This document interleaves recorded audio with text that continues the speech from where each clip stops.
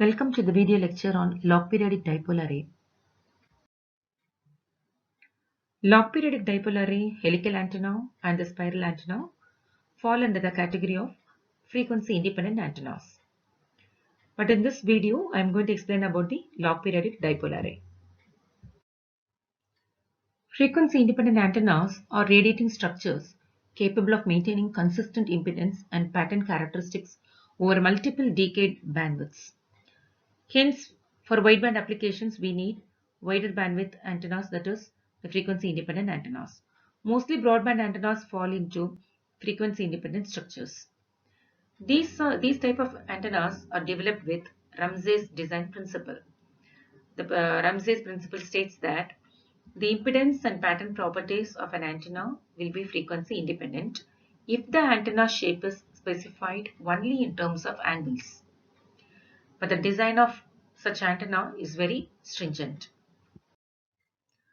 So the principle of frequency independent antennas. An antenna with the bandwidth of about 10:1 or more is referred to as frequency independent antenna. So such antennas have constant pattern, impedance, polarization and phase center with frequency. The important feature of this type of antenna is their self-scaling behavior. Most radiation takes place from that portion of the frequency independent antenna where its width is half wavelength or the circumference is one wavelength. So this region is called as active region. So radiation is maximum, which is perpendicular to the plane of the structure. As frequency increases, the active region moves to a larger portion of the antenna where the width is half wavelength. So the scaling characteristics of antenna model measurements indicate that if the shape of the antenna were completely specified by angles, its performance would have to be independent of frequency. So this is a log periodic dipole array. This type of antenna in which the array elements increases logarithmically corresponding to the design ratio. The basic concept is a gradually expanding periodic structure array radiates most effectively with the array elements, that is the dipoles, are near resonance so that with change in frequency, the active or radiating region moves along the array. So this expanding structure in the array differs from the uniform array. So characteristics of LPDA. The feed point impedance is a periodic function of logarithmic log of the frequency. Unidirectional radiation and wide bandwidth. Shortest element is less than or equal to lambda by 2 of highest frequency, while longest element is at least lambda by 2 of lowest frequency. This type of antenna has got reasonable gain, but lower than that of Yagi for the same number of elements, used mainly as high frequency VHF and television antennas. Types are planar, trapezoidal, zigzag, V-type, slot and dipole. Mostly used one is log periodic dipole array. So geometry of the log periodic array. This is the diagram which shows the log periodic antenna in which three regions are shown: inactive region, active or radiating region, then inactive or stop region. So here inactive transmission line region in which the length is less than lambda by 2, whereas in the active or radiating region length is exactly half the wavelength, and inactive or stop region the length of the dipoles should be greater than L by 2. Here Ln is the length of the nth element. Dn is the diameter of the nth element. Rn is the position of the nth element. Then Sn, gap spacing at feed point of the nth element, Sn. Then the derived parameters are alpha is alpha, there is a half apex angle, L boom length of LPGA. So in practice D and S can be kept constant without significantly degrading the overall performance. So construction accuracy is not critical as it is wideband. Now coming to this diagram. So the operated dipolar is a popular design. Here the dipole lengths increase along the antenna so that the included angle alpha is a constant and the length L, the spacing S between the adjacent elements are scaled so that Ln plus 1 divided by Ln is equal to Sn plus 1 divided by Sn is equal to K, that is a constant. K is a constant. At a wavelength near the middle of the operating range, that is, the radiation occurs primarily from the central region of the antenna. So the elements in this active region are about lambda by 2 long.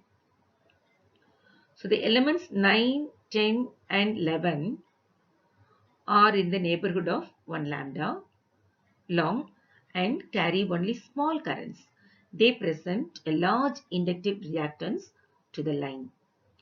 So the small currents in elements 9, 10, 11 means that the antenna is effectively truncated at the right of the active region. This is active region. This is the right side of the active region. So this portion is truncated because these type of elements are having a very small amount of current. So any small fields from the elements 9, 10 and 11 also tend to cancel in both forward and backward directions. However, some radiation may occur broadside since the currents are approximately or in phase. So these elements at the left, that is 1, 2, 3, etc. are less than lambda by 2 long and present a large capacitance to the line. Hence, the currents in these elements are small and the radiation is small. Thus, at a wavelength lambda, the radiation occurs from the middle portion where the dipole elements are lambda by 2 long. So when the wavelength is increased, the radiation zone moves to the right side, and when the wavelength is decreased, it moves to the left side with the maximum radiation towards the apex or feed point of the array. So at any given frequency, only a fraction of the antenna is used, where the dipoles are of exactly about half the wavelength long, that is lambda by 2. So the short wavelength limit of the bandwidth, only 15% of the length may be used, while at the long wavelength limit, the larger fraction is used, but still it's less than 50%.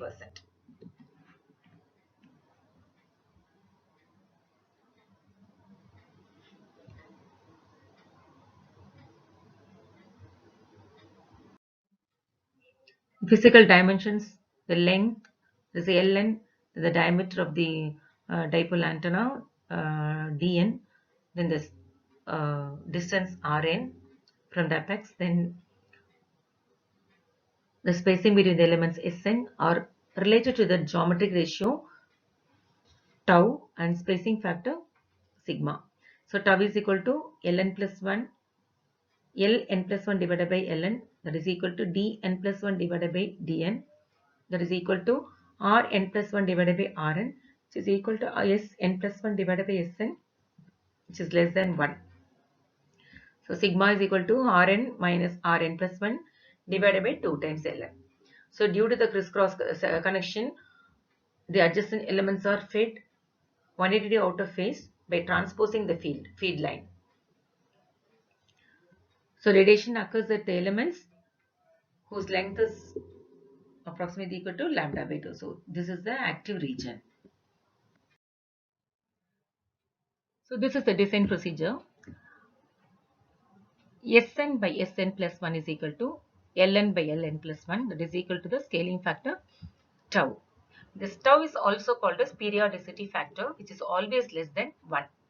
So the above equation can be written in terms of constant K with the radii of the arm as Rn plus 1 by Rn is equal to Sn plus 1 divided by Sn is equal to Ln plus 1 divided by Ln is equal to 1 by tau. So that is equal to K, where k is greater than 1. And here this n is nothing but 1, 2, 3, etc. up to n. So spacing factor sigma is defined as sigma is equal to Sn by 2 Ln.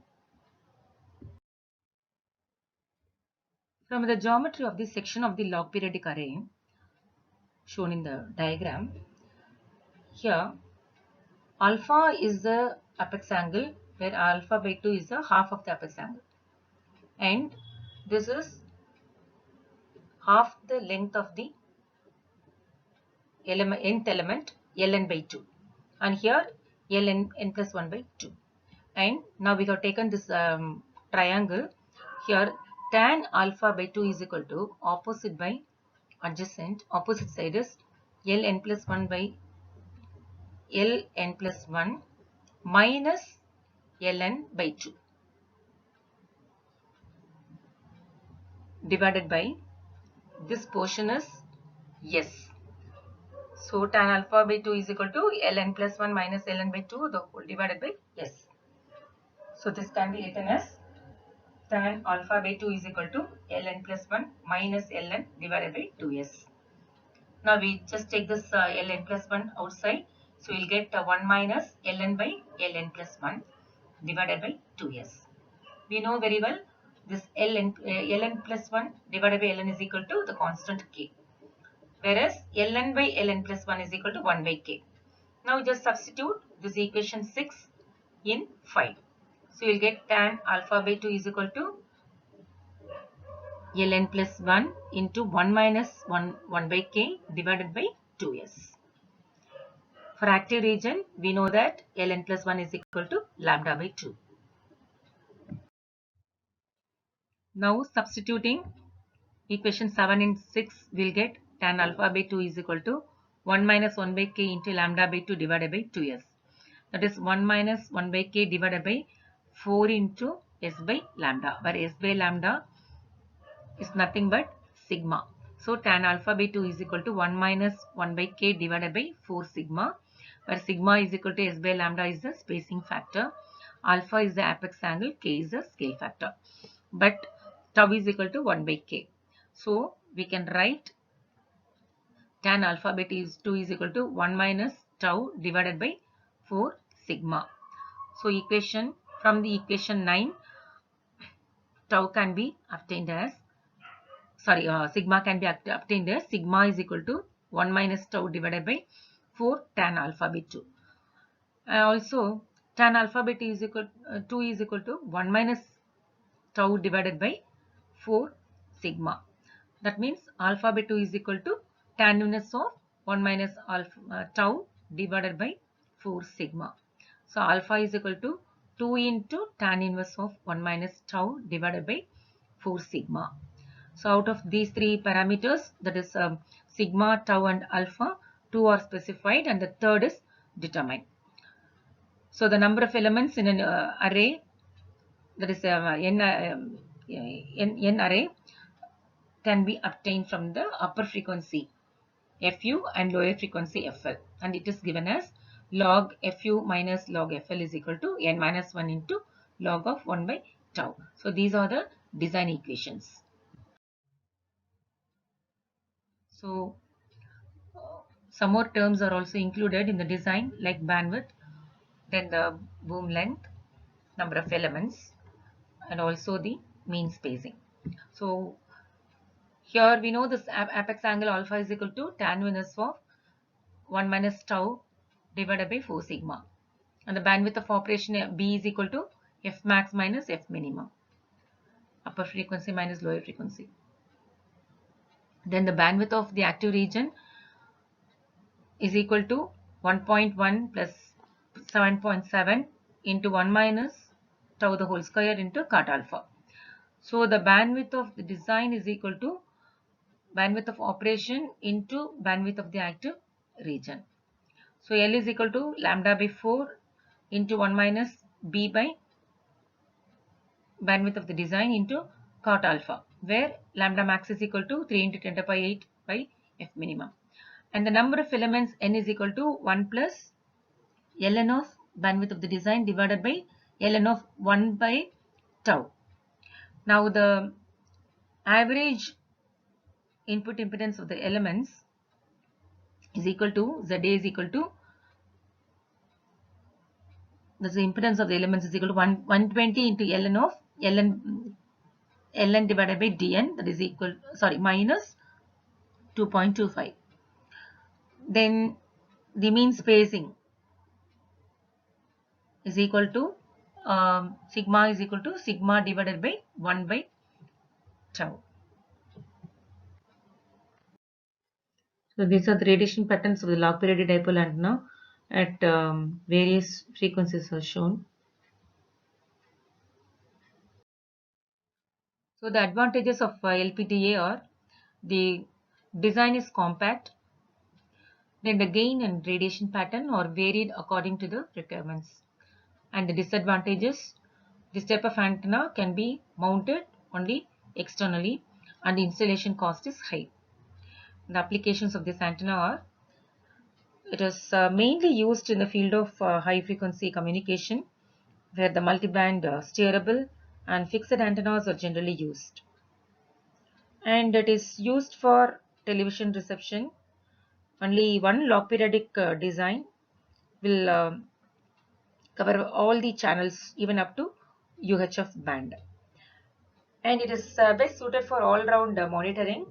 That is, single log periodic antenna will cover all the high frequency bands where there is no problem with the cost of installation.